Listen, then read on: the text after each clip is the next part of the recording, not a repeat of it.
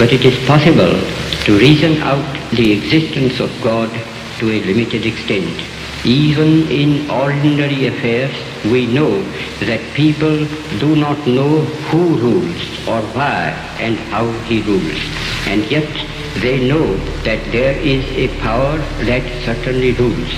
In my tour last year in Mysore, I met many poor villagers, and I found upon inquiry that they did not know who ruled Mysore. They simply said, some God ruled it. If the knowledge of these poor people was so limited about their ruler, I, who am infinitely lesser in respect to God than they to their ruler, need not be surprised if I do not realize the presence of God, the King of Kings. Nevertheless, I do feel, as the poor villagers felt about Mysore, that there is orderliness in the universe.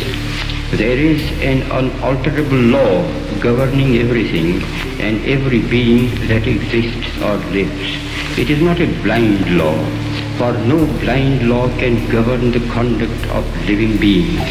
And thanks to the marvelous researches of Sir J.C. Bose, it can now be proved that even matter is life.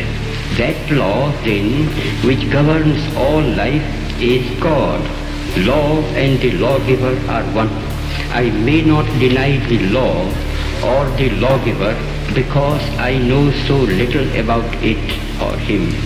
Just as my denial or ignorance of the existence of an earthly power will avail me nothing, even so my denial of God and His law will not liberate me from its operation, whereas humble and mute acceptance of divine authority perceived through my